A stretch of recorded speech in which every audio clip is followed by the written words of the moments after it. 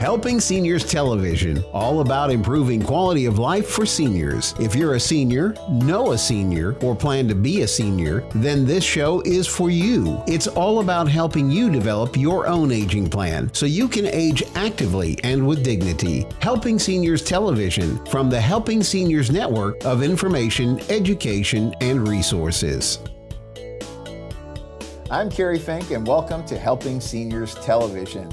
I'm so honored to be sitting in here for our president and founder today, Joe Steckler. Joe Steckler founded Helping Seniors of Brevard in 2011 with the intention of making sure that we could help the 255,000 plus seniors, if you go by AARP definition, 50 plus, with all the issues that are necessary to think about in terms of making your own aging plan. And one of the things that we really want to talk about is that there is great hope and great things that you can do with your eyesight as you age. And we have really the area's foremost experts on that joining the Helping Seniors television program today. It's our guest from the Eye Clinic and Laser Institute, and I'm so honored to have on the set with us today Dr. Mukesh Aggarwal, who is actually, you founded this in 1980, folks. That's 40 years of eye leadership here on the Space Coast. And also Dr. Kyle Callaway, who is joining the firm and really assisting in the future for where everything's going. So welcome, gentlemen, to the show today. Thank you.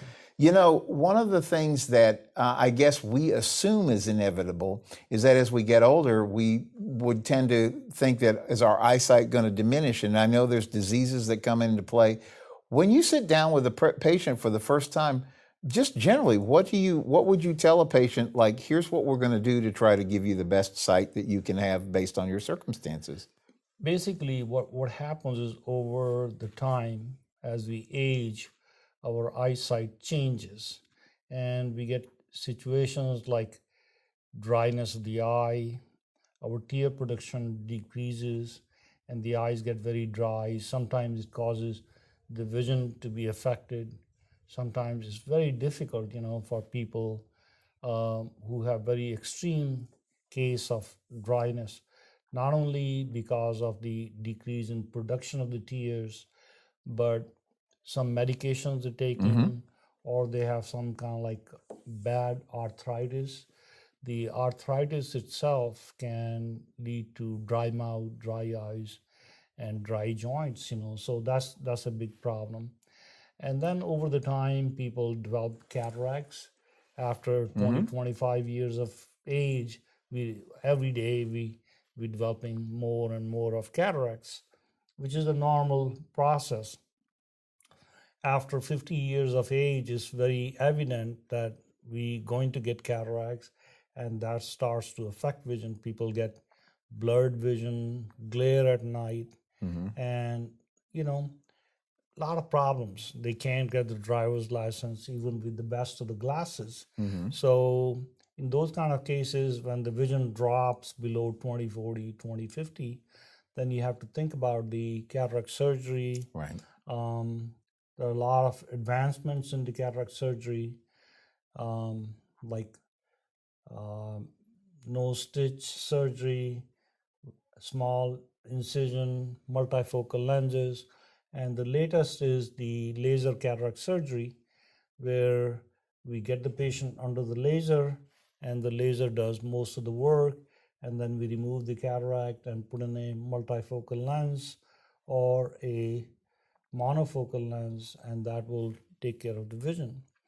And the other problems people face is the macular degeneration, which is the leading cause of blindness in this country, especially in the seniors. After 50, 55 years of age, people start to develop macular degeneration. Macular degeneration, the way I would explain to you, is like the retina in the back of the eye starts to deteriorate because of the hardening of blood vessels, genetic factors, exposure to sunlight. Sometimes smoking is one of the biggest factor that causes macular degeneration. And once you have a dry macular degeneration, it can change to a wet macular degeneration.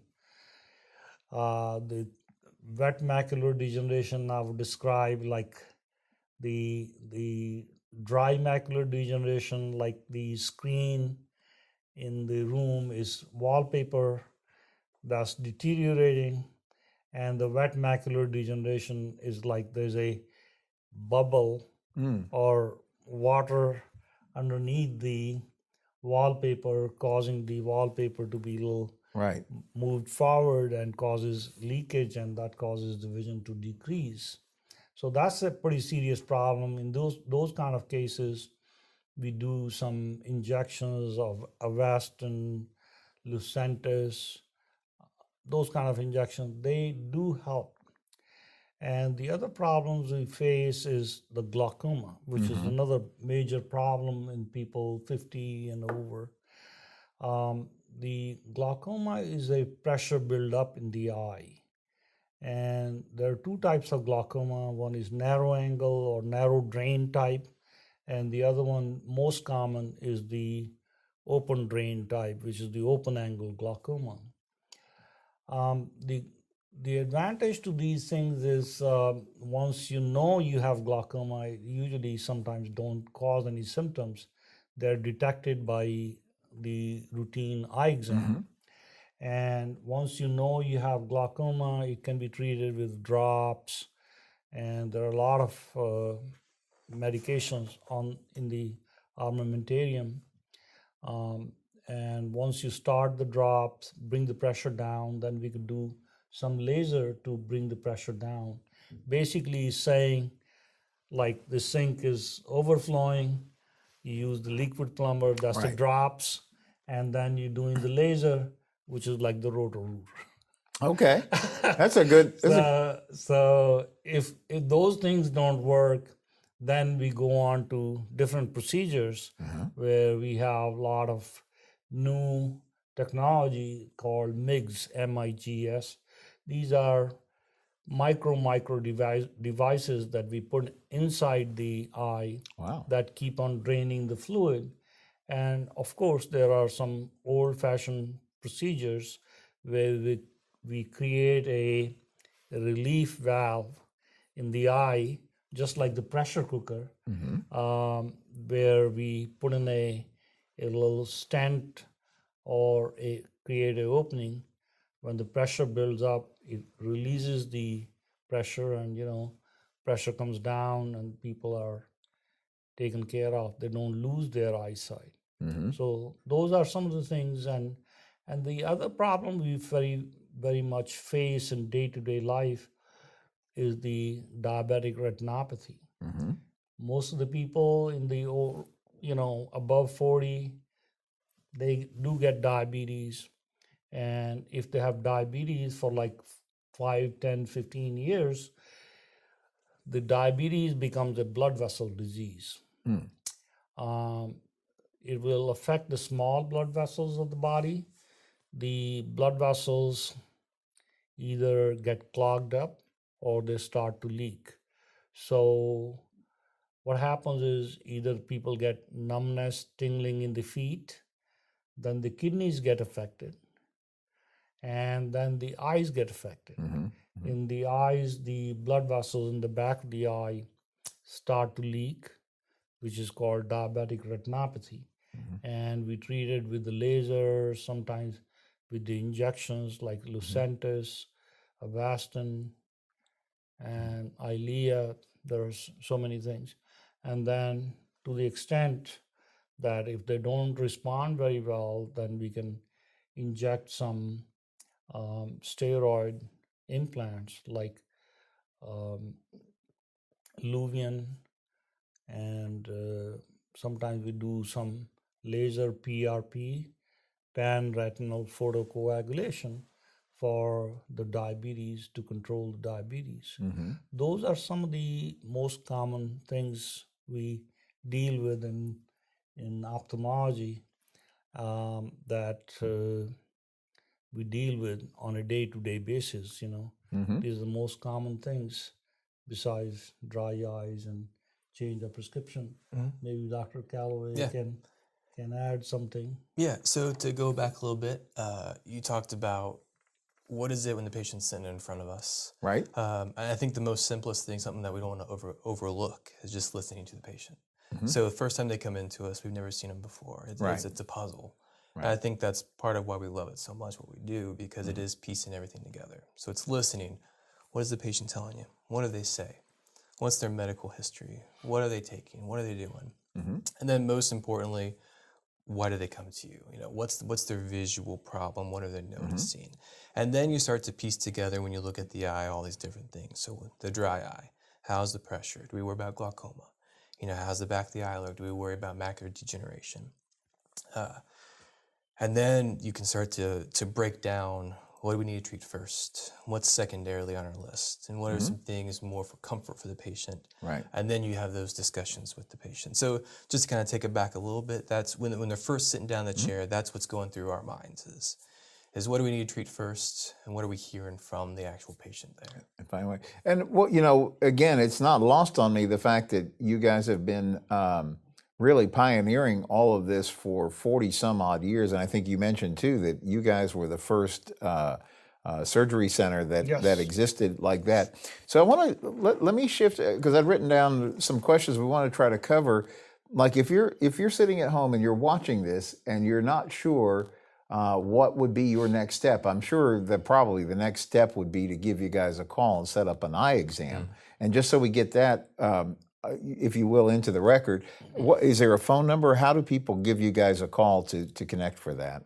Well, there's a telephone number in our area, 321-453-3937. Okay, and for those of you, giving you just a second to grab a pencil, I'm going to ask Dr. Aggarwal to say that one more time. 321-453-3937. And you know, that telephone number can make the appointments for the other offices also. Yeah, because you guys have four offices, so you're really convenient to everyone in this county. So they can say, look, I want to go to, you know, my Port St. John office or Sundry office or Melbourne office. It can make a difference, you know. Yeah, no, absolutely. So let's talk for a minute about, I wrote down, what are symptoms of cataracts? So somebody hears you describing that you reached a certain age, you could have cataracts. How do we know what we're looking for? How do we know when it's time to start becoming aware of that?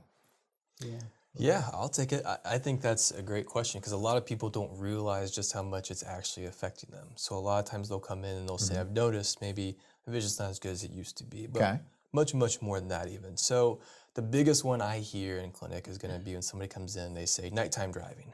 I'm getting glare, I'm getting starburst, I'm getting halos. Oh, wow. I'm having trouble seeing the street signs, and glasses just don't seem to change that. That's one of those. Near vision. A lot of patients will start to notice they need a lot more light to be able to read. And all of a sudden, no matter what over-the-counter reader they buy or whatever it may be, they're getting glasses changed, they still just can't read the same they used to. They start to notice that colors just aren't as vibrant as they used to. A joke I always make with the patients is after cataract surgery, you start to notice all the dust you didn't realize you had. So they lose that detail, that contrast. And those are a lot of the complaints that I hear. Dr. Aggarwal? Yes, those are very logical things, you know. They lose their vision, they can't get the driver's license. I had the glasses changed, but I still cannot get my driver's license, and that becomes a problem. And the biggest thing is glare at night. They start to see sparkles around the lights, and it becomes difficult. They can't drive at night. Yeah, it's not a safety issue at that point, right? It is. So they definitely, you know, the eye exam can decide if they have cataracts and what needs to be done. So kind of related to that question, what's the best way to treat cataracts? I mean, I've always heard it's surgery, but I don't know enough to actually know. Basically, the cataracts are, you know, a normal change. The normal lens of the eye becomes cloudy over the time. And each one of us is going to get a cataract sooner or later. Okay. So the best way to do the cataract surgery is to remove the lens, either surgically or with the laser. Surgically, basically, we make a very small incision after giving the numbing and remove the lens by breaking it up with the ultrasound and replace the normal lens with a implant. And the implant could be two different types, whether it's monofocal, where they have to wear some kind of glasses, or a multifocal lens. When both the eyes have multifocal lens, then they don't have to wear glasses. Oh, wow. And as far as the laser is concerned, what laser does is we put the patient under the laser and, connect it to the laser, and the laser will break up the cataract, correct the astigmatism, and it makes the procedure very simple, less trauma, faster recovery, and very precise. Wow. So that's the advantage to it. Well, and that was actually going to be, because that is the name, it's Eye Clinic and Laser Institute, and I was asking you, how does that fit into this? So if you go through cataract surgery, and I guess you call both procedures surgery, whether it's traditional or laser, what does somebody expect after they go through something like that? Well, they can definitely expect better vision, and that makes a lot of difference. They say, oh my God, I never seen those colors so good, and their vision improves. They don't have any, they say, oh, my house used to be so dirty. I never realized that. So it's kind of like funny, what people tell. I had a lady one time, after the cataract surgery, she had 20/20 vision, and she was very mad. I said, what went wrong? You seen 20/20. She says, my colors, I had redone my condo. The colors are so ugly. And I said, wait a minute, lady, whatever you're seeing is the normal color. Whatever you did when the cataracts were there was now different. You're seeing the way everybody else was seeing it. So she was mad, and then she realized, probably I'm seeing the real colors. Right. I mean, sometimes people don't realize that. Yeah. No, makes sense. Yeah. So I call this kind of like we're going through sort of like a grocery list of things that we want to be aware of as our eyes age. So let's shift over to glaucoma. How do you diagnose glaucoma? How does that happen? Many, many different ways. So we have a battery of tests that we, at the end of the day, go through for any single patient that we peg as a glaucoma suspect. Most commonly, when we're going in there, one of the first signs is high eye pressure. That's what we most commonly associate with glaucoma. Now, with that said, there's cases where you can have low pressure, still have glaucoma. Oh, wow. Doesn't mean you're out of the woods just because, but most commonly, high eye pressure can lead to that. When you have glaucoma, it's damage to the nerve in the back of the eye. And that nerve directly correlates with the vision that we see. It's called a visual field. So all of your peripheral vision. That's where we see it get knocked out first in glaucoma. So one of those tests is what's called a visual field test. So we call it the bowl, at least that's how I refer it to patients, because you sit into a bowl and you click a button when you see a stimulus go off in your side vision. Okay. What it does is it maps out to us as the doctor the full visual field in any areas that we have a lower threshold. Okay. Meaning the areas where they're not seeing the light as well as surrounding spots. Okay. We then look at that and we directly compare it to what's called a optic nerve OCT, optical coherence tomography. It's a scan we do of the back of the nerve, and it maps out the actual thickness of that tissue. When we correlate spots in the vision that directly correlates with loss of that tissue, we start to say this looks like a glaucoma defect. We can also look when the eye is dilated. That's one of the main things we see as well. Even when we have low pressures, where we see there's nerve damage, that's a red flag. Maybe this is glaucoma. Okay. And then the other test that we're doing is thickness of the cornea. So we know that a thicker cornea doesn't rebound quite as much. It's harder. It gives us a slightly elevated pressure and vice versa. So it tells us what's our actual pressure reading. Is it a true reading, and how much do we need to recalibrate that? And then, Dr. Aggarwal, I know I'm missing a couple here. Is there anything you want to throw to the I table? think you pretty much covered all the things, Those are the diagnostic tests we do. Once person is diagnosed with the glaucoma, then we could start them on the treatment. We usually start them on the drops to bring the pressure down. As I said before, the drops work like liquid plumber. They're not liquid plumber. Right. But they keep the drain going, and lower the pressure. Once the pressure is lowered, we usually recommend doing a laser, which is called SLT, selective laser trabeculoplasty, which is a very simple 2-minute procedure, walk in, walk out. We sometimes do it in 2 stages. Once the SLT is done, which is a very simple procedure, no pain, nothing, no surgery, the pressure can drop about 6 to 8 points, and most of the time these people don't need any drops after that. Okay. So that makes a lot of difference. And then we follow these patients every 4 months or so that in case the pressure starts to go up, we're going to always start them on the drops and then repeat the laser. Laser can be repeated because it's like cleaning the drain again, you know. Right. So it's not doing any surgery.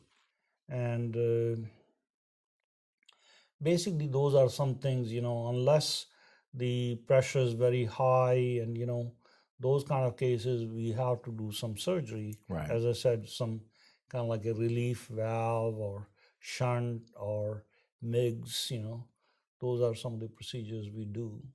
Okay. So we're covering, like I said, a grocery list. We've talked a little bit about cataracts. We talked a little bit about glaucoma. Earlier we talked about macular degeneration. We even talked about diabetes just a little bit. But there's a question that we had written down. Why do diabetic patients need to be concerned with cataracts as well? Is that a particular... Well, you want to... Yeah. Also, so I think there's 2 aspects of it. There's the change to the actual lens or a cataract, or what's called a diabetic cataract. Okay. It has to do with the fluctuation of actual blood sugar. Specifically, it has to do with the amount of fluid that gets pushed into it with high levels of sugar that can't come back out. It causes it to swell, it can cause a cataract. And I can let Dr. Aggarwal talk more about that too. Even I'm sure you could go all day on these things. The other one is our vision into the eye. So it's very, very important in diabetics that we're able to view those blood vessels, because it's the only place inside the body we can actually physically view those vessels, view the changes, spots where it's leaking. If we can't see it, we can't assess it. If you have a cataract that blocks your vision, you know, we need to discuss taking it out so we can make sure we're monitoring the rest of the retina. Right. That makes sense. So one thing that we mentioned it, but we haven't talked a lot about it. How common is dry eye? So if we're back to dry eye, is that, I understand it's something that we're more prone to face as we get older. The dry eyes is a very common problem. If you look at people above 40, 50, 80% of the people have dry eyes. So, wow. And, you know, it's basically over the time our tear production decreases. That's a normal process. And sometimes people are taking some medications like water pills, antihistamines, medications for arthritis or thyroid. They can cause the things to get even worse. So the dryness of the eye can be pretty rough in some people, causing problems of fluctuation of vision, sensitivity to light, foreign body sensation, and sometimes the eyes are tearing a lot. Then the patient says, well, my eyes are tearing, not dry, but they're crying for tears, basically. Wow. No, I understand. So it's a very big problem, you know. Sometimes patients don't even realize that they have dry eyes and they shrug it off and not do any treatment.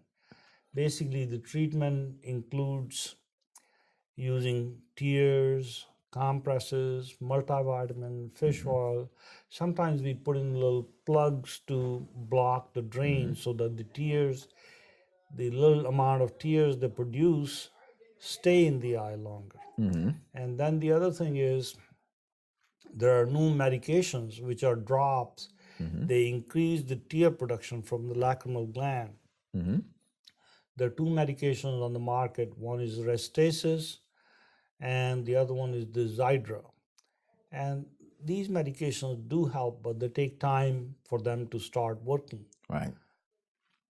Well, so the takeaway, and we're almost out of time on the show, but the takeaway that I get from our discussion today as we cover these issues. As we get older, there's going to be a great value to going to an office like yours, Eye Clinic and Laser Institute, where you guys are not just simply writing out a prescription and saying, here, get your eyeglasses. You're really taking the time to understand what is going on with the patient's eyesight and to make sure that if there's evidence of any kind of issue that's starting to form, that you guys are in a position and you're kind of on the cutting edge because of all the things that you've talked about to be able to assist somebody to give them the best vision that's possible. So again, am I saying that in a way that makes sense, that it's rather than going down to a street corner place where they're going to write you a prescription for glasses, it seems like your vision is so important you should take the time to do this the right way? Oh, absolutely. Oh, definitely.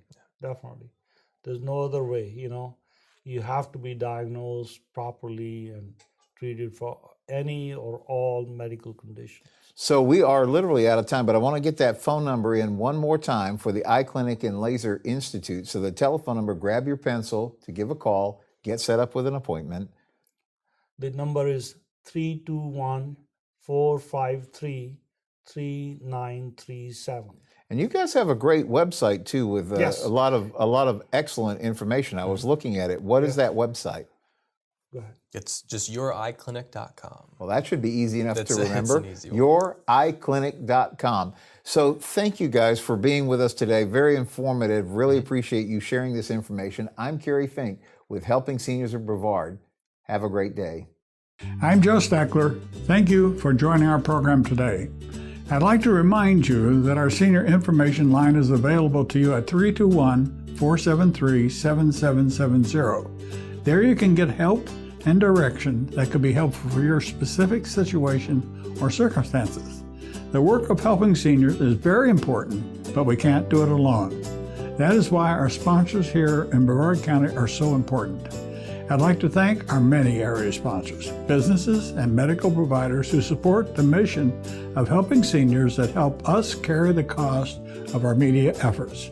If you'd like to join us either as a business partner or simply donate as an individual, we would welcome your call at 321-473-7770. You are always welcome to visit our website at www.helpingseniorsofbrevard.org. Thanks so much for your help. It does make a difference.